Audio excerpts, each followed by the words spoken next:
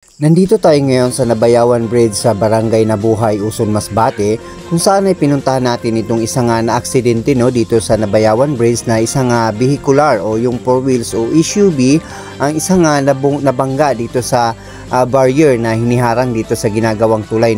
So nakausap natin yung DPWH, sila na yung maintenance nito. So ayon sa kanila, tapos na ang naturang kontrata.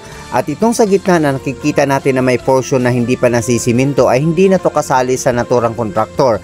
Ngayon, ang paliwanag ng DPWH ay kailangan naman nilang punduhan sa susunod na taon itong nasa gitna ng kalsada dahil nakitaan na rin ng bitak na hindi na rin passable at hindi na rin na maayos para daanan at safety para daanan sa ating mga kababayan na mga motorista ang ito nga Nabayawan Bridge. Dahil sa mga sunod-sunod na disgrasya dito, motorsiklo man, mga single o 4 wheels, ay agad na naalarma ang DPWH sa mga pangyayari at agad naman silang umaksyon at nagpadala sila ng plastic barrier sa araw na ito para lang mabigyan ng warning device at makita ng mga motorista kaagad ang mga naturang barrier. Sumula na lang po dito sa bayan ng Uson, ako ang tagapagbalita ng 11.3 Birada News FM, Weng Borinaga, magandang umaga.